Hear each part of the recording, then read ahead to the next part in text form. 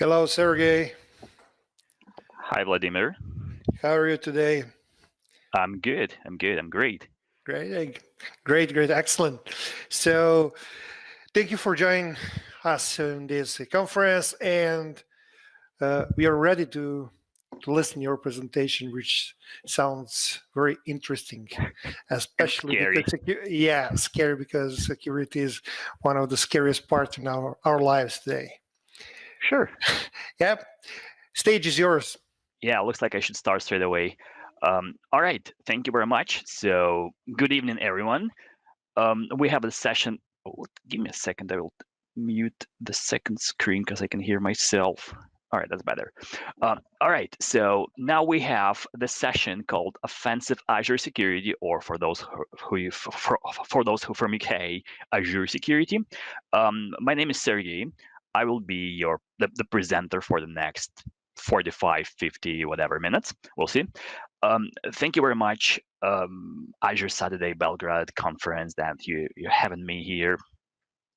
And also our great sponsors, because without sponsors, nobody will be here. So that's it's pretty nice that we have all of you.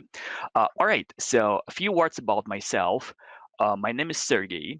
I'm Russian. And so that's my burden, to do something like offensive, ethical hacking things.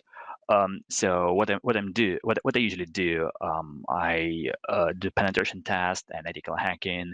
Also, I'm an instructor, so I teach people all over the world. If you want to contact me, here's the LinkedIn. I'm not on Twitter, so LinkedIn will be nice. I have some certifications, but I think you're here not to listen about my certifications, and you want to listen to me about the Azure. Maybe not me, but this topic is this topic. So that's my agenda. And you may ask, what is that? Just 3 blocks. So in my session, in this session, I'm going to talk about 3 primary scenarios. First, I'm going to talk about hybrid Azure AD and how it may be compromised. So like a typical misconfigurations that may be found in hybrid Active Directory, hybrid AD. And so you may find those not perfect configurations in your company as well. Next, after this, I'm going to talk about virtual machines, how we can pen test virtual machines if we are like internal pen tester, or how attackers may do that if they have some sort of access. And the last but not least, web applications with SQL DBs, like when we move to PaaS services and when we use already app service, SQL database, Key Vault, and so on, what may go wrong in that case? So that's our agenda. And what is also important, I do not really like slides.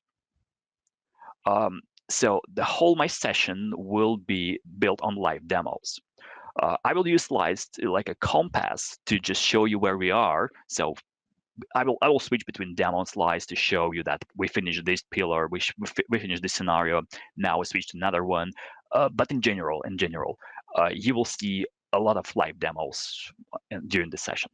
All right, I hope it's fine for you, and let's get started. So that's going to be the first. In the first scenario, once again, I will have on-prem AD and AD Connect that connects this on-prem AD to Azure. And what may go wrong in that case? So first, let me switch to demo, and I'm going to show you some typical things about AD Connect. So first, let me get back.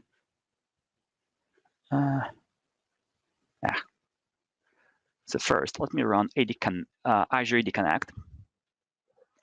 And now I want to show you one thing. Probably you know about this, but maybe you didn't pay a lot of attention on that. Let me choose something like customize synchronization options, click next. So here I'm going to type my password. So definitely I have MFA. So let's wait a bit before the window pops up.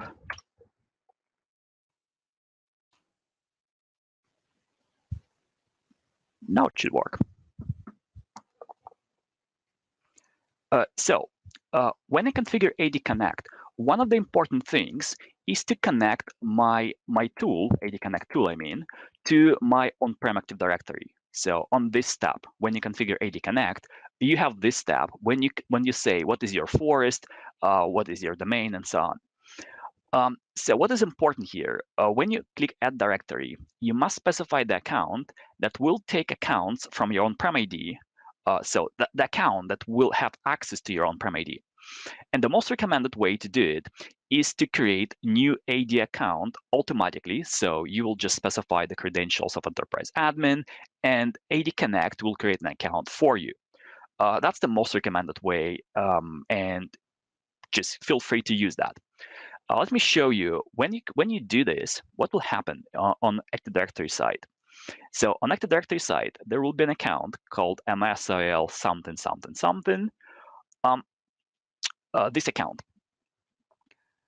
And this account will be like a regular user. If I look at the members, I will see that it's just the main users. So this account is just a regular user. And even more, this account, we don't know the password of this account. So AD Connect will create an account, but it will generate the password, and we will not know this password. So you may ask, wait a second, why are you talking about this? Let me show you why. The reason is why I'm talking about that and how this thing may be compromised is here. This account may have like a lot of permissions, depends on your AD Connect configuration. Very popular and very recommended thing is to enable password hash sync, because in that case, AD Connect will synchronize not only accounts, but also the password hashes to the cloud. And so if you have the disaster on-prem, the users can still log into the cloud even if you don't have connectivity to on-prem. But when you do this, the account, AD Connect account, that's MSOL, will have this permission: replicate directory changes and replicate directory changes all.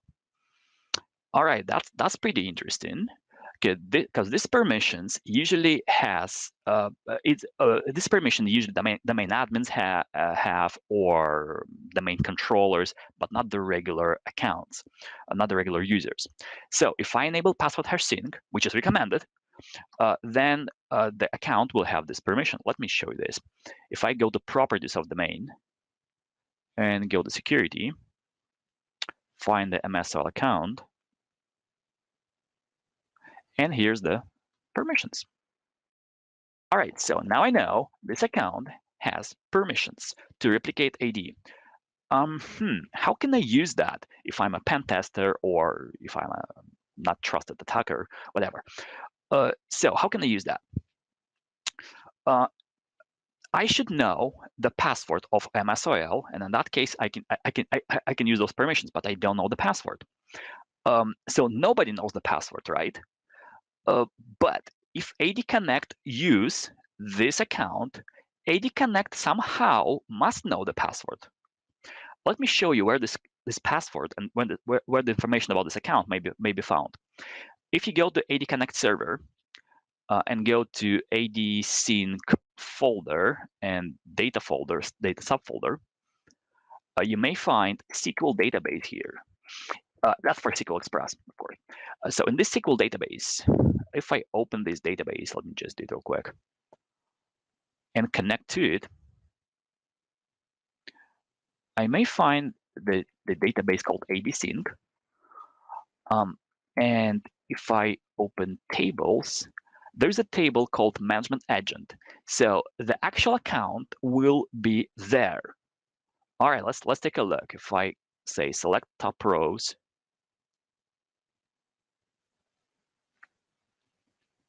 let's see that. Remove the columns I don't need. It will be those columns. And keep only 2 columns and click Run. Let's expand that. Look at this. Look at this. MSOL 9cc and so on. So the account name is here, and also password is here. but it says, hey, password is encrypted. So not that simple. Yeah, passwords should be somewhere there, but it's encrypted. And if I look at another column, I may find some encrypted configurations. So not that simple, not that simple. The password is encrypted, but it may be decrypted if you are administrator on AD Connect server. So anyone who has permissions to administer AD Connect or the member of the group, let me show you that real quick, AD Sync admins, this group, AD Sync admins, local admin, AD Sync admin, then this user can decrypt.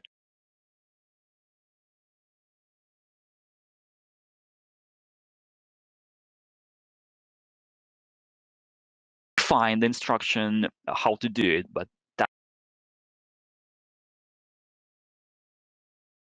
in my session, it will take the whole session and will be just a brain damage. So for these purposes, I will use the tool that is already available called AD Connect Dump. You may find it freely on the GitHub, AD Connect Dump. Just Google about this. And if I run this tool, look at this. Look at this. So now I have a MSOL account and this crazy password, which is automatically generated password that was done by AD Connect. But now I know the password. All right, the last step here is to go to client machine where I have local admin permissions, nothing else, and open CMD on behalf of the MSL user. You know how to do it, so I already did that. So if I open this AD Connect on behalf of CMD as on behalf of the user, let's see what I can do. Let's try to find if I have permissions to enumerate the main controller. No, I don't have permissions to access the main controller as the JDO user. All right, let's try MSOL. The same here. No, it will not give me the permissions to access the main controller. But what I can do, I know I have permission to replicate. So let's open tool Mimikatz. Yeah, I know that Mimikatz will be blocked by antivirus, but I have another session where I show how to evade antivirus for Mimikatz. That's a different story. So let me type this command, lsa dump dc sync, and the user is trainer, who is the main admin. So if I type this, look at this. Now I have the hash of that user. And this user is the main administrator. And now, if I open Mimikatz again, elevate to a local admin, get debug privilege. Damn it, sorry.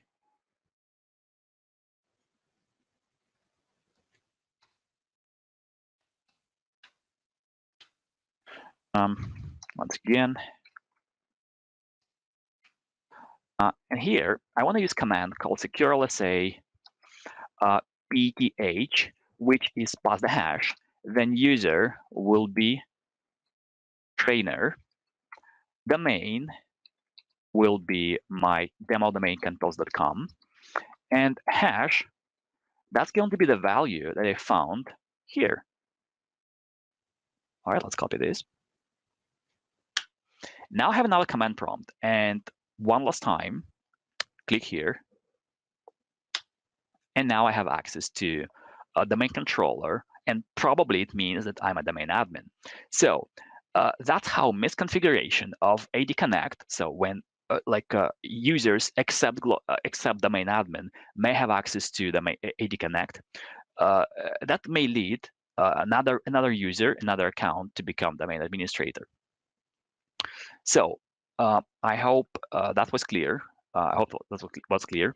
And that's the first thing I can do.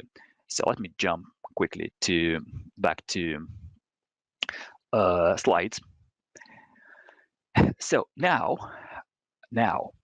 my when I compromise on-prem Active Directory, when I compromise Azure AD Connect, then I can compromise the whole Active Directory based on that. In the end of the session, I will have a slide with mitigations. At this moment, I will just show you the offensive part. But in the end of the session, you will see some of the ideas. How can you mitigate those things? All right, so that's the first part. That's the first part. And we didn't finish with the first scenario. Let me complete the scenario. So now, if I'm a domain admin, I can literally do whatever I want inside of this domain. So now I'm local. I'm local here inside of this on-prem domain. So I'm not in the cloud. What I can do, first of all, I can create a user, and this user will be synchronized to the cloud. But in the cloud, the user that was created will not be privileged. We should try something else. So if I'm a domain admin, I can get access to any workstation on the network, right? Any workstation, domain admin can get access to normally. Of course, if you increase your security, you may restrict that, but normally the domain admin can get access or issue the ticket to himself or to another account to get access to the workstation. So what I can do, I can connect to the workstation of privileged user who is administering the cloud, like developer or administrator. And I think you know that there is a very common tool, AZCLI, that quite often IT people, developers use quite a lot. So let me type AZ account list. That should show me, oh, look at this. That shows me my accounts. It shows me my accounts without any password prompts, without any questions. Just show it showed me all of my accounts. All right, let's try to do the same on a different workstation. Let's say AZ account list.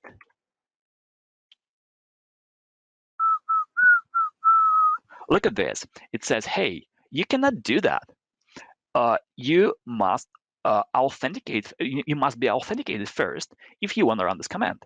But somehow I open command prompt without any additional authentication, and I get access to the cloud. So probably this access is cached somewhere. This token to the cloud is cached somewhere.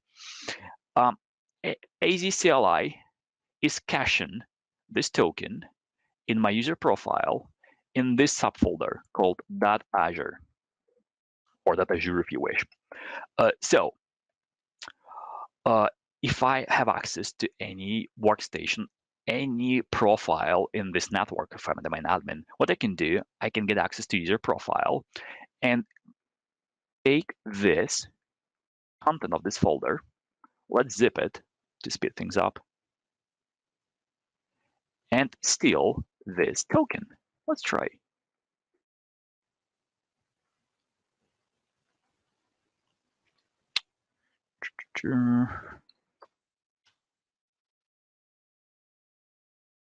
All right, so now I got a token. Let me extract that. And now, cross your fingers for me. I'm going to repeat the command. And look at this. Now, I have access to the cloud from the different workstation. I didn't have any authentication prompts. It didn't ask me for, hey, present your MFA. What is the number in your mobile application? Nothing. I just got access right away. Isn't cool? All right, so now I think I finished the first scenario, the first stage when I get access to on-prem Active Directory, and we are on-prem Active Directory. Now I have the bridge to the cloud, and with it, I'm gonna jump to the second stage where I want to pen test or whatever, if you pen test, compromise, whatever. Virtual machines in the cloud. For these purposes, I'm going to use Jenkins, which is like, it doesn't really matter if it's Jenkins or not. I'm using Jenkins just because Jenkins may be installed on multiple nodes with different operating systems. So one node is Windows, another node is Linux. So that's the only one reason why I'm using Jenkins, because I just want to show you how I may compromise Windows and Linux. All right, so now I have 2 virtual machines in the cloud. Let me jump to, oops, doesn't work. All right, let's try like this. So let me jump to my Azure portal and let me show you those workstations. Jenkins master, Jenkins slave. When we have virtual machines in the cloud, you probably know that each of those resources, they have the airbag permissions, role-based access control that may be configured here, and also a bunch of permissions may be inherited from the resource group level, from the subscription level. So if I have a user, and any user who has at least reader access, so that's enough. Reader. If someone has reader access to subscription that may be inherited by the resource, that would be enough for the next. I don't want to call it attack, for the next thing I want to try. And if I look at the portal, here's the I don't want to call it command because it's called run command. All right, this command called run command. I can execute any commands on the virtual machine if I'm a reader of this, or at least reader of this virtual machine. So if I click run command, what I can find here, I can find run PowerShell script for Windows VMs. And if I jump to Linux, I can find run shell script for Linux. So the idea of those commands is that you may execute some commands, you may administer virtual machines without logging to virtual machines, so you don't need to establish the shell or RDP. But also I can use that if I'm an attacker or pen tester, and I have some sort of access to the portal, at least reader access.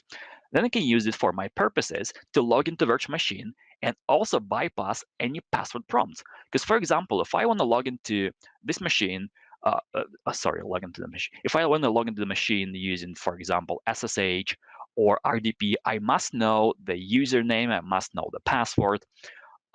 So let me bypass that again. So first, let me establish the listener on my Linux machine here. And here, 2 listeners, one for Windows, another for Linux. Now what I want to do, let me jump back to my command prompt. And this time, I'm going to run some commands to, first, let me find those machines from the CLI. Yep, I do see those VMs. All right, and now let's try to establish the shell on Linux. Oh, looks like it was broken. Let's try again. This one's better. And oh, damn it. Command ID. This copy paste is not super nice.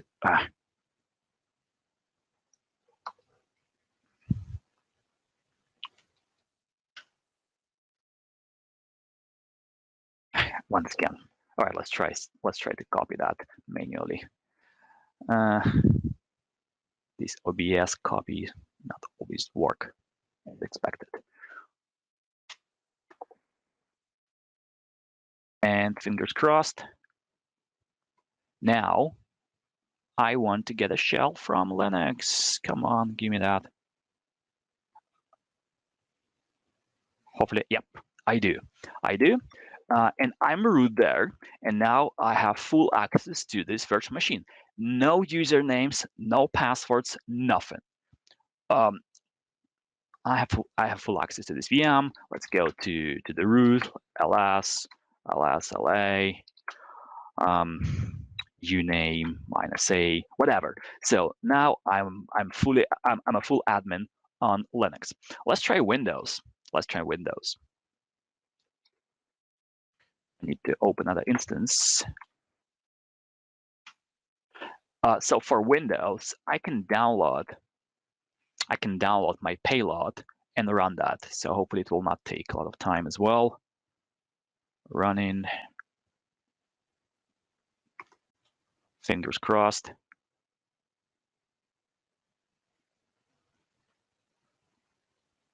No, not yet. Not yet. All right, maybe. Oh, no, I do have. So let's see, who am I? I'm a local system, because all of the run commands, they work on behalf of a local system. And now I can do whatever I want. So since this is the Windows is the master node, let me find the default password for Jenkins. To be fair, I don't really need to log into Jenkins. It's just for demo purposes. I can get any information I want. I don't care about these Jenkins passwords or whatever. But anyway, let's try. So let's take the Jenkins log. And the default password of Jenkins should be somewhere in the beginning of the error log. Oh, let me scroll all the way up.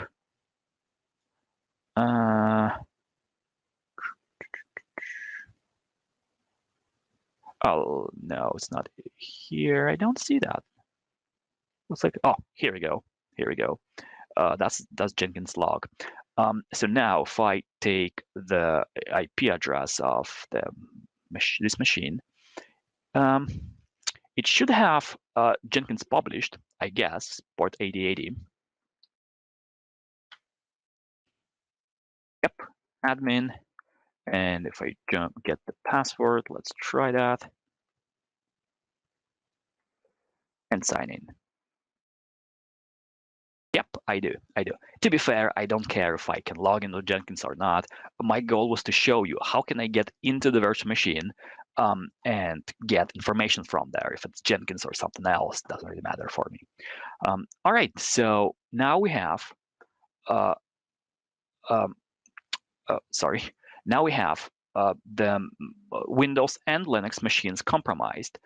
And let's jump to the last scenario. This scenario will be a bit more, I don't want to say complicated, it will be a bit more complex.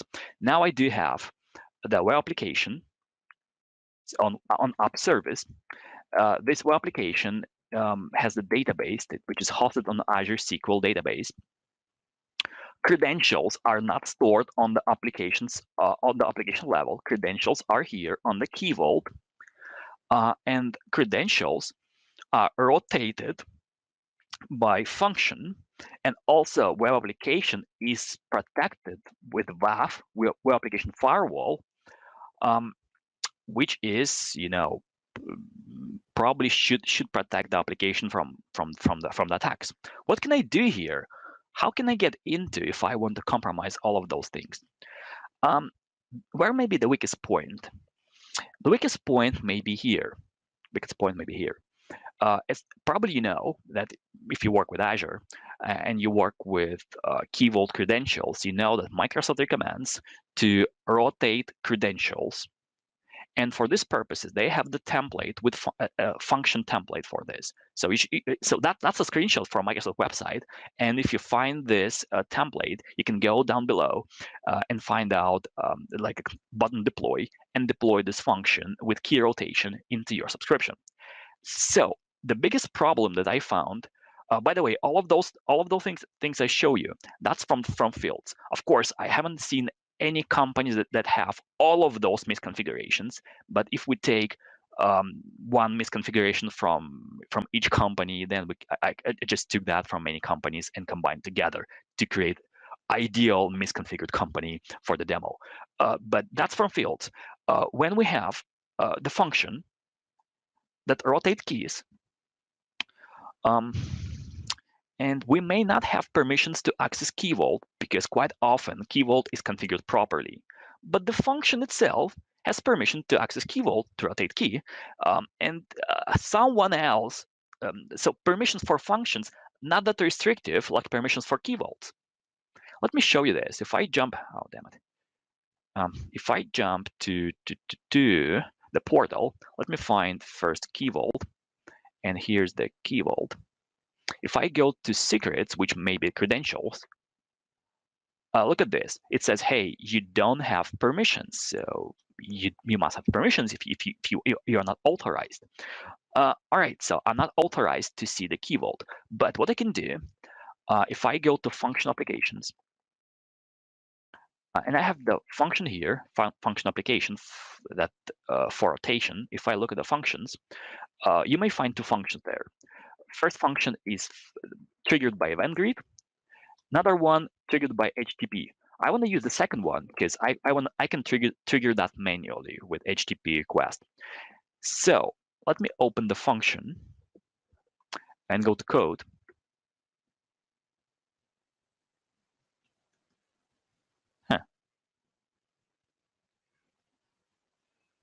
So if I go to code, when I just deploy the function, that was function based on PowerShell, and this PowerShell function has the file called run.ps1 without this, just run.ps1, and that's the standard function that I can use to rotate secrets.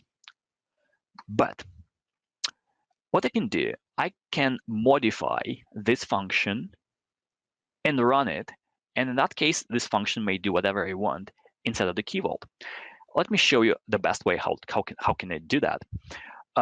So let's jump back to the workstation. Since functions, they based on the app service. And in each app service, well, let me get back to it. In each app service, we have deployment options, deployment center. I go to deployment center. I can find here many ways to deploy. Of course, CI/CD is the best option, the most recommended. At the same time, we have FTP access, which is enabled just by default. And if you go to configurations, let me just go there, configurations. And general, here's the FTP state, which is all allowed. That's the default. And quite often I see the companies, they use continuous deployment and integration, but at the same time, FTP is still enabled, so they do not disable this FTP. What I can do if I have FTP, enabled, let's see. For this purposes, I'm gonna type this command. That shows me the actual FTP URL. Then I will type another command. And this command should show me credentials. Yes. So if I have read permissions on the function, I can read those credentials. Now I can jump to the actual FTP. And here's the, so I just avoid this copy and paste. I already connected to the function. And here's my two functions. Let me go to HTTP. And I just create a new PS file. I just upload my own PS1 file. And the goal of this PS1 file is to get what I want from the key vault. Let's try to do that. I'm going to open PowerShell, type this command. And so in this command, I just want to take the data from the key vault. Let's just run that.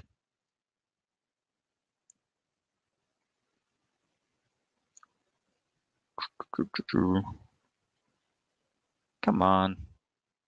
Oh, what I can do, by the way, I can just go to the function, and here I can also monitor and see what's going on with the function. So, oh, I can see it was executed. So I can see the username that was stored is web app, and the password is password. So probably that's credentials to SQL, SQL credentials. All right, now let me jump back to slide. So now I have these credentials to connect to SQL. Let's try to connect to SQL. For these purposes, I'm going to try to open SQL Server Management Studio. Type password here. Works fine. Let's do it from another workstation. No, it doesn't work here. So it doesn't work because I have the SQL firewall. I have SQL firewall. This firewall says, hey, you can't connect to the SQL. You need to whitelist your IP address. At the same time, I was able to connect from another station, and here I can see all the databases. Why I was able to connect? Let me just go to the database and show you the configuration of the database.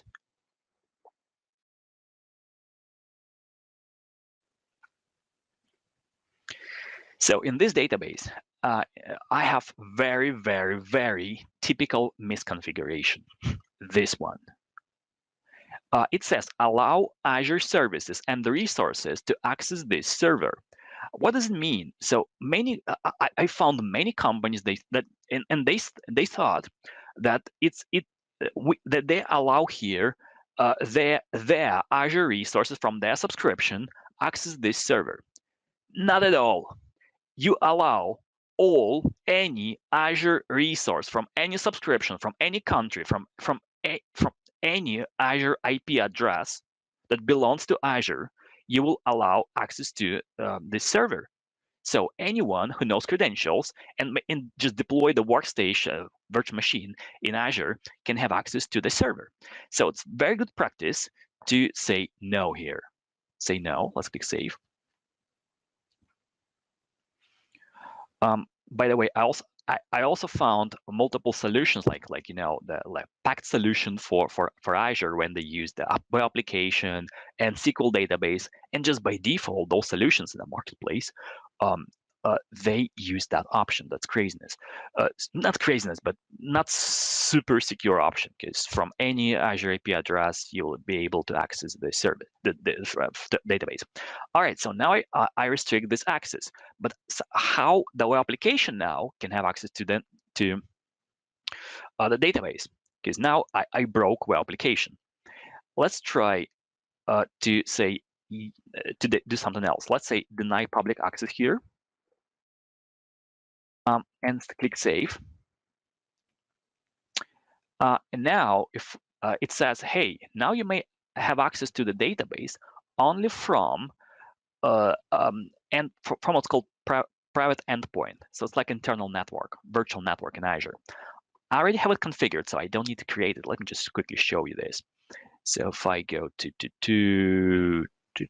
I think it's on the server level. Private endpoint connections. Yeah, I do have private endpoint connection already. If I click private,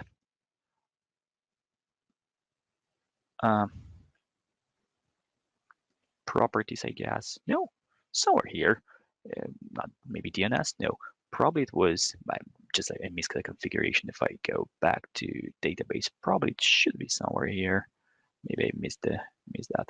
Anyway, so looks like I'm still on a SQL server, but I don't see my IP address. So in this case, the resource, which is my database, should have an IP address, the private IP address, and the web application and the database will communicate using like private IP addresses and will not go to the public network. It should look pretty secure. Yeah, it should, but let me go to the actual web app and see what I can do with this. App service, go to the actual application, click here, and here's the web application. So it looks like web application works fine, so it's working. But if I try to access database again, let me just disconnect and try to connect again. No way, I cannot. So public access denied. So now nobody except this private network can access the database. All right, so now only web application can access database. But since I have access to actual Azure, I may try to get access to database to web application. Sorry, to web application, and from web application use web application like as a platform to access database. Let's try to do that. So I will repeat the same steps that I did before. So I'm gonna use FTP. So I got FTP URL.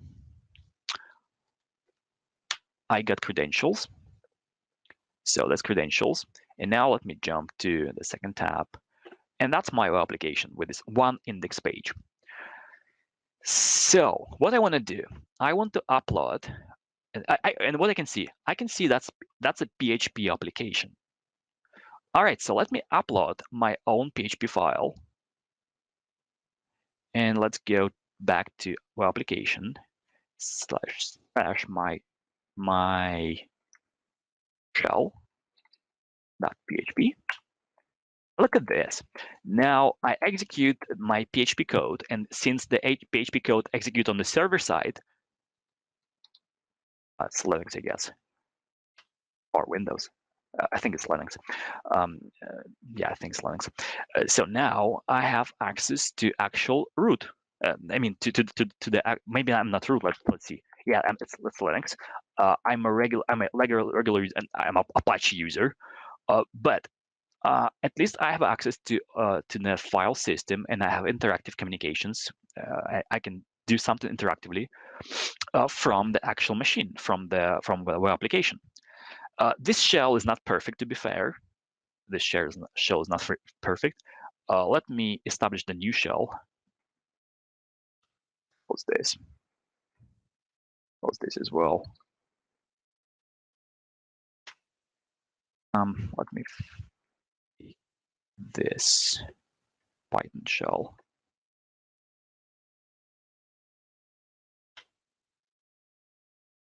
Yeah, now it should be better.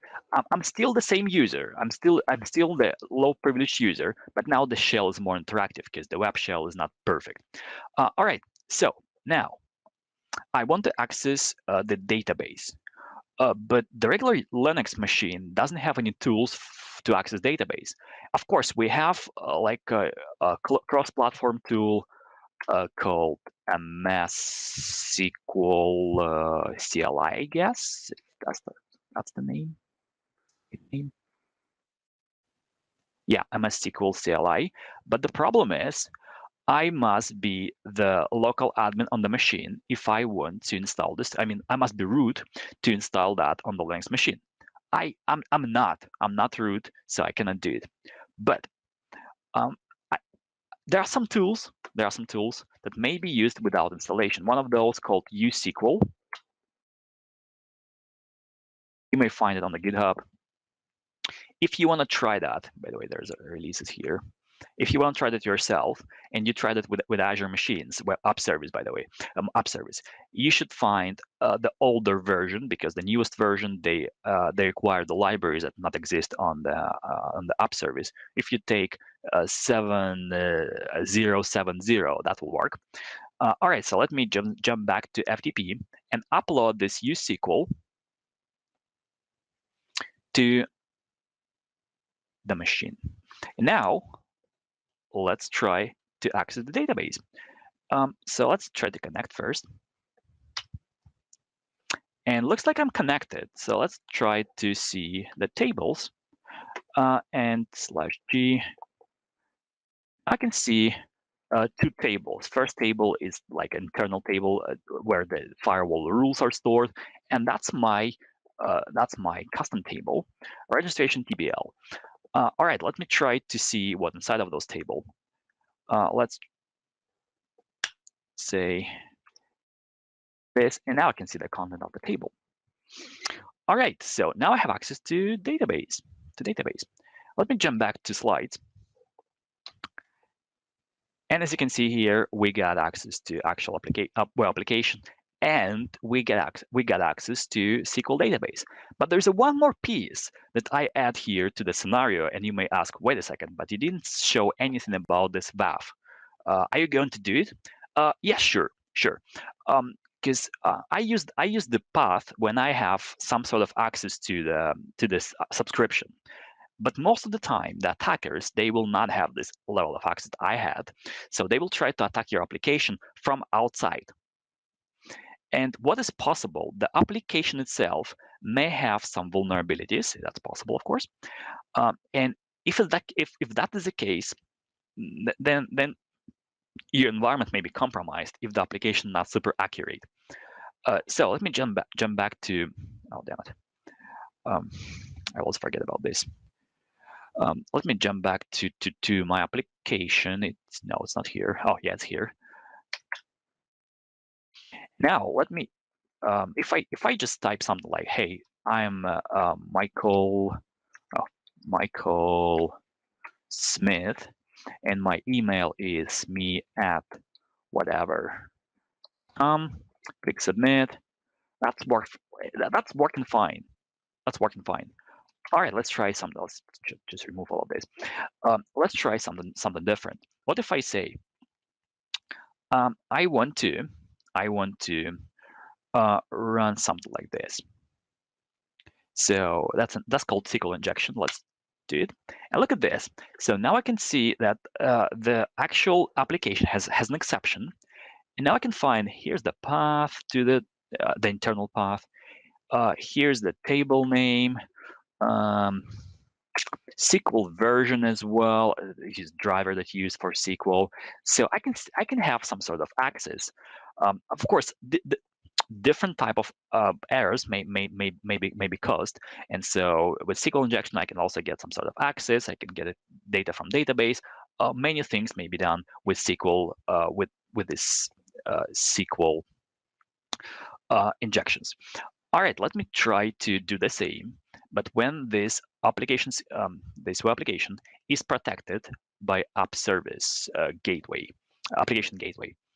So I'm gonna jump to hey, let me copy this. Oh, I can just do like this. So let's repeat that. Now look at this. Now it says access denied. So you cannot run that attack like this just because there is a firewall in front of my application and it blocks this type of traffic. This type of not the traffic itself, but inputs. And the quite common question, and like not a question, but a commentary or question commentary, like, wait a second. So do you want to say that Microsoft has the firewall or application firewall? Why they don't sell it separately? Why we cannot use that in on-prem or for our virtual machines? Why it's only in the cloud as the part of the application gateway or front door, whatever? Let me show you some things under the hood. It is not Microsoft software or hardware. We don't know what is that. We know, but let's see. So it is not Microsoft this development. So if I click to simulate another attack and go to the code, look here. It says mod security action. Mod security, that's the open source firewall. You may download for free. But what is interesting about this mod security is that's extensible. It's open source and extensible. And there are a number of rules available, the commercial rule or free rule available on the web. And so what Microsoft do, they use the rules from, I think I need to go there here, yeah. Rules from OWASP, which is like Open Web Application Security Project, and a bunch of rules here that may protect me from SQL injections and so on. And you may still say, hey, we know that attackers, they're quite smart, and maybe they try different ways to bypass WAF. If you Google about WAF bypass, you may find different constructions that may be used to bypass WAF. I tried that. Let me show you the result. So that's the result of the tool called WAF Ninja. The goal of this tool is fuzzing. So this tool just generates a bunch of different inputs and analyze if that input was successful or not. And on the left, you may find all of the inputs that was generated by this tool for SQL injections. And on the right, the result. Have you seen any yes? Probably not. So all of the inputs that generated by this tool, they said no.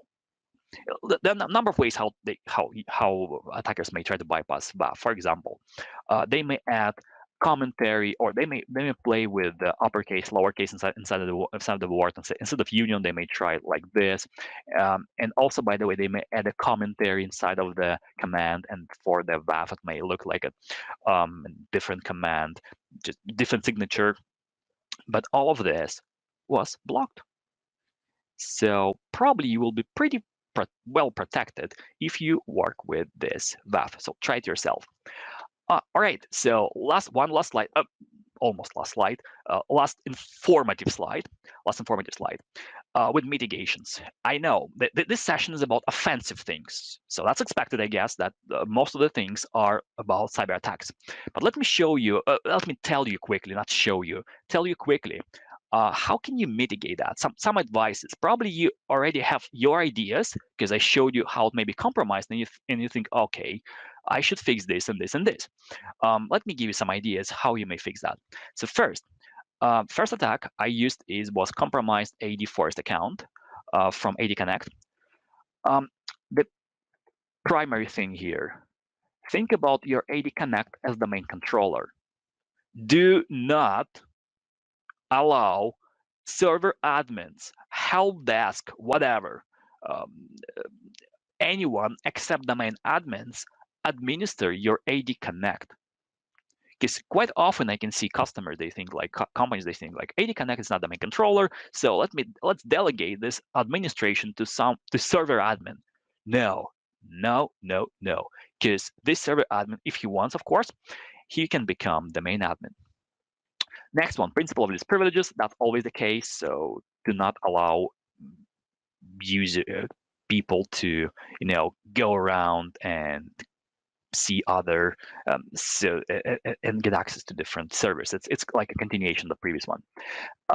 Another one, there's a new service, new offering from Microsoft called Azure AD Connect Cloud Sync. It's like AD Connect in the cloud. So the actual engine will be in the cloud, and on-prem you'll have only agent installed. So this one seems more secure, but at this moment it doesn't have all of the features that that regular AD Connect has, like password write back, for example, not presented at this moment. But I recommend you to keep an eye on that, and so it may be eventually move from AD Connect to Cloud Sync. Next one, I also got credentials from another workstation. Here, what I can recommend you is to use the special workstation, if you can, of course, for administration, and of course, principle of least privileges. So do not allow one user to have all of the privileges and all of the keys to the kingdom. Next, run commands against Azure VMs. That's when I get a shell.